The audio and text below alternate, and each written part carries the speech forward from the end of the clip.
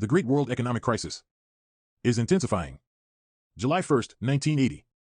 The Great World Economic Crisis, which has a stranglehold especially on the two imperialist superpowers, the United States of America and the Soviet Union, as well as on the industrialized countries, Japan, Federal Germany, France, Britain, Canada, Italy, and others like Maoist China, Titoite Yugoslavia, the member countries of the Comecon, is getting deeper and deeper every day. It is fraught, etc., with grave consequences for all the states dependent on international capital. This major economic crisis is a crisis of overproduction, of the industrial boom, but, at the same time, it has caused a profound crisis in production. In fact, in all the capitalist and revisionist countries it has led to increased unemployment, inflation, price rises, etc. This means that, at present, production has fallen and the struggle has begun to clear stocks of goods. However, the capitalist bourgeoisie does not clear these stocks of goods by reducing prices, but by turning the workers out on the streets, that is, by slowing down production. So, since capitalist industry no longer functions at its former level of productivity, the crisis of raw materials emerges. This crisis, likewise, is very grave and is accompanied with the colossal English in the original 2. Enver Hoxha. Inter-imperialist struggle for markets.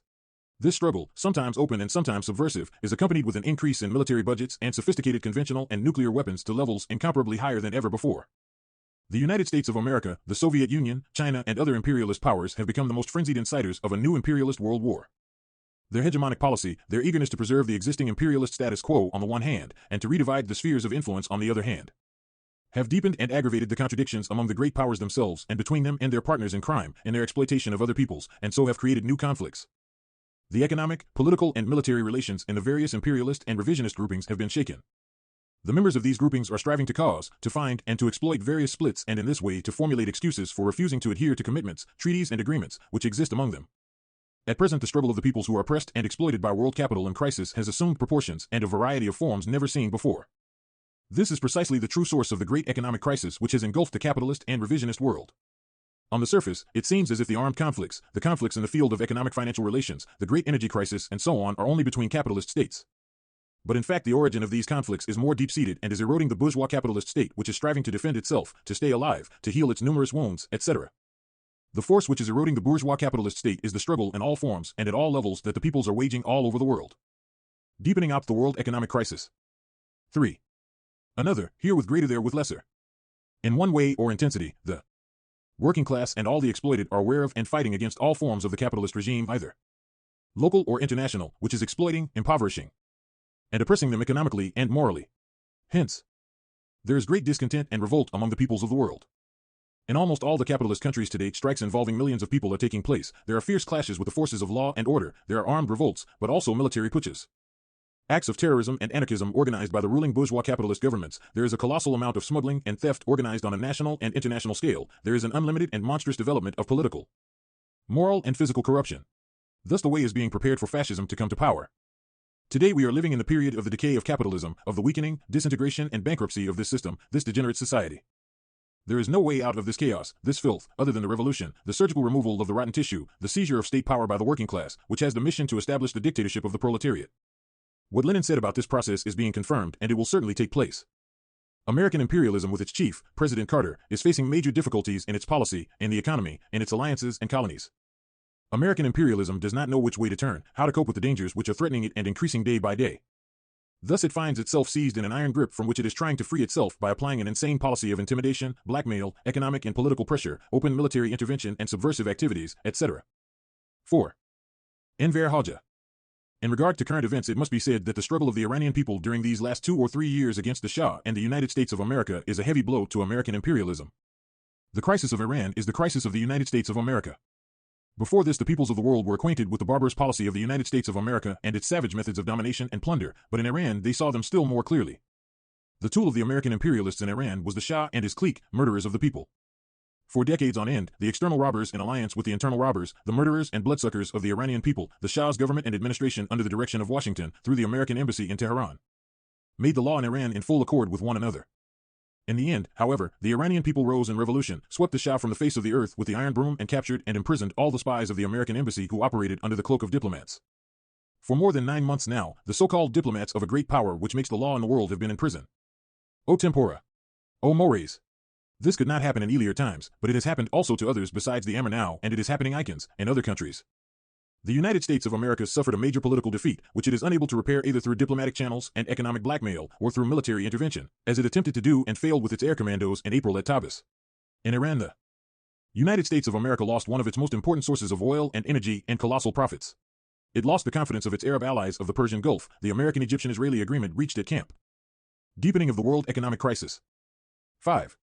David was shaken, Zizanies and open and underground disagreements with its NATO partners emerged. In these situations, the Soviet Union whets its teeth and bites. It occupied Afghanistan and is driving wedges into NATO, etc. At the same time, the contradictions between the Soviet Union and the United States of America are being deepened. Outwardly, the Warsaw Treaty seems monolithic, while cracks are showing up within NATO, United Europe, and the European Common Market. The cracks are just as great within Comecon and the Warsaw Treaty, but there the Soviet Army has a stranglehold on the allies of the Soviet Union, while the United States of America is losing its former influence over its allies, especially over France and Federal Germany. Meat, every man for himself, our people say. When it wins, the United States of America wants to be the first to take the lion's share of the profits, while when it loses it wants the allies to pay for the losses, that is, to share its misfortunes and defeats. But the law of the jungle operates. The capitalist will see you hanged, but will not come to your aid. The France of de Gaulle and D'Estaing is in NATO and is not in NATO. It removed the NATO bases, that is, the American bases, from French soil, strengthened its army independently, built the atomic and hydrogen bomb and now recently the neutron bomb, too, and does not submit to the American dictate on this question. The current French policy proceeds from the position better to prepare to defend myself first than wait for the United States of America to defend me late in the day.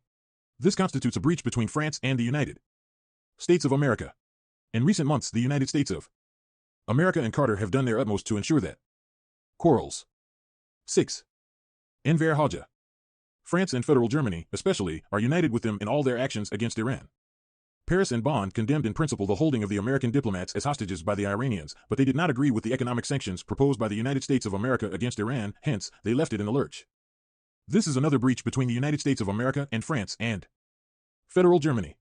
The United States of America condemned the occupation of Afghanistan by the Soviet Union. China and NATO also condemned this occupation.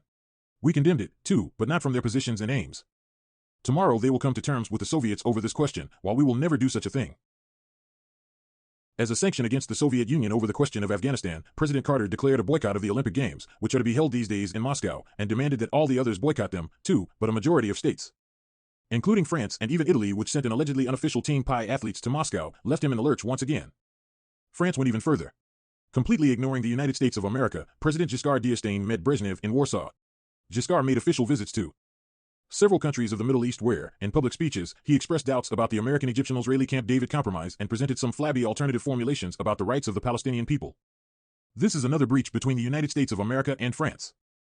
Even after these defeats, Carter proposed that the United States of America should deploy some new Pershing 2-inch and cruise nuclear missiles in Europe for the defense of European NATO partners. This proposal, which Carter tried to impose, was deepening of the world economic crisis. 7. Rejected both by Giscard and by the German Chancellor Schmidt.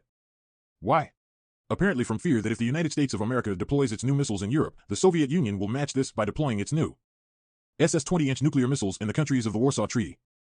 For this reason, Schmidt is to go to Moscow soon, and it is said that he will demand from the Soviets a moratorium for 3 years on the question of the deployment of new missiles in Europe. Carter was angry and wrote to Schmidt telling him not to go to Moscow to discuss the question of the deployment of new missiles. But Schmidt was unmoved and responded negatively to Carter's letter. Indeed, in regard to this letter, Schmidt made the following declaration to the American newspaper Washington Post. For 20 years it has been my custom to express my opinions without asking leave of anybody else, that is, I have no intention of asking leave of Carter now. This whole issue speaks of unity between France and Federal Germany and of rifts between them and the United States of America. United Europe is no longer united in itself. The quarrels, rivalries, and opposing interests of each state of this so-called European community are increasing to the extent that its very existence is in jeopardy. Britain, the most faithful ally of the United States of America, is refusing to pay the quota allocated by the European Common Market. Naturally, neither Bonn nor Paris like this. France agrees that Greece should be readmitted to the military structures of NATO and become a member of the European Common Market, but it is against the admission of Spain and Portugal. Giscard knows that the admission of the Iberian states to the Western fold will bring difficulties for the sale of French agricultural products. On the other hand, the Iberian Peninsula, which, in reality, is an American military base, if admitted to the 8. Enver Hoxha. NATO becomes a new ally of the United States of America in Europe on the side of Britain. The contradictions between the United States of America and the industrialized European states were unfurled in a meeting of the heads of state and government of the main industrialized countries of the world, which was held at the end of June in Venice. In the middle of the meeting, which was held in a monastery in an island of the lagoon of Venice, a small diplomatic meteorite for Giscard and some others arrived from Moscow. Moscow announced that it was withdrawing a division of soldiers and 100 tanks from Afghanistan, leaving their 10 other divisions, if not more. Thus Moscow tossed a pebble into the stagnant pool, but the ripple it caused soon died away. It was a diplomatic maneuver, but short-lived. Kasiga asked Moscow to withdraw the remainder of its troops from Afghanistan, too, but uncovered its batteries and showed its teeth, replying that far from withdrawing more troops from Afghanistan, it might, if need be, send other troops there. Soviet social imperialism is mounting arrogant attacks on the enemy camp, which finds itself in difficulties. The Soviet leaders intend to use Yashkar and Schmidt for this purpose, but to what extent and for how long, this remains to be seen. It is true that the Soviet sword is long, but the others, too, are keeping their daggers drawn. In this great cauldron which is boiling, in this big fire which is burning world capitalism, the national liberation struggles, the objective and subjective factors are increasing, mounting, expanding in quantity and rising in quality. The peoples of the world are moving. Irrespective of the manipulations of the various ideologies in the service of capital, the world proletariat is fighting and leading the class struggle. Viewing the situation as a whole with a Marxist. Deepening of the world economic crisis. 9. Leninist eye, it can be seen that the class struggle is being waged in every corner of the world in classical and non-classical forms. Everywhere the peoples are extremely anxious and worried. Their discontent and anger at the oppressive forces, whether national or foreign, are increasing, mounting, taking specific material shape. Regardless of who is leading the national liberation armed struggles of the peoples, the blood of the peoples fighting for their freedom and independence reflects their hatred and wrath against local and foreign capitalist oppression. And in the course of these struggles, the peoples distinguish the anti-popular stands of individuals or groups and form alliances with the most progressive and most revolutionary forces. In every demonstration or strike, and in every movement, every public, political or economic manifestation, it is impossible not to protest against the destructive effects of the grave crises and not to put the finger on the persons responsible for the exploitation and oppression of the peoples. The forces which want the destruction of mankind. In the capitalist and revisionist countries with one pseudo-communist party, with two or more pseudo-democratic parties, despite the efforts of these parties to lay the blame on each other, and despite the bourgeois states, separately or in groups, trying to put the blame on one another, nothing is changing, the oppression of the peoples continues, but their anger and revolt continue to mount as well. This anger and revolt are hitting the capitalist and revisionist bourgeoisie in various forms and with different intensities. The people see that predatory imperialist war is threatening them. They understand who is preparing this. From this war, who pays the cost of it and who profits. There are war. Two phenomena stand out in this situation. There are some who are still afraid of imperialist war. However, others who fight against it. In the final analysis. 10. Enver Hoxha. In various forms, the peoples are joining in the struggle of active resistance, in the initial stages of the national liberation war, in sabotaging and stopping the imperialist war, and, in the end, are hurling themselves into revolution. The movements of opposition which are taking place in the world must not be judged from the standpoint of bourgeois governments and their parties which try to manipulate the peoples. It is necessary to see the essence of the problem. The resistance and the fundamental direction of the people's political or economic demands, which force the capitalist bourgeois leaderships either to take draconian repressive measures against these movements, or in order to restabilize their already shaken situation. To shift sometimes in one, sometimes in another direction and rely on one or the other superpower. The Marxist-Leninists must master historical material ism and apply it in practice. They must see the development of the world and the changes occurring in it from the angle of Marxism-Leninism. He who upholds the occupation of Afghanistan by the Soviet social imperialists and considers it a just and necessary action cannot be considered a Marxist, he is an anti-Marxist. Those self-styled Marxist-Leninists who try to argue that the Afghan people and the elements of the middle and even of the top bourgeoisie who fight against the Soviet occupiers should not be described as patriots cannot be called Marxists. They are anti-Marxists. He who thinks and acts in this way has understood nothing of the teachings of Marxism-Leninism on alliances, on national liberation fronts and struggles. Likewise the thoughts and actions of some communist comrades abroad who fail to see the anti-imperialist aspects of the struggle of the Arab peoples, the Iranian people and the Muslim world cannot be called Marxist-Leninist thoughts and actions. To underestimate these anti-imperialist moments, to fail to make the most. Deepening of the world economic crisis. 11. Of them and display orthodoxy by demanding that these peoples in revolution abandon belief in their religion and the customs and habits which derive from it almost at once, shows at least Marxist-Leninist ideological immaturity. As the events in Iran prove, the masses of the people play an important and decisive role in carrying out it was they who placed themselves in the forefront of the fight, overthrew the feudal monarchy of the Pahlavis and dealt powerful blows at imperialism.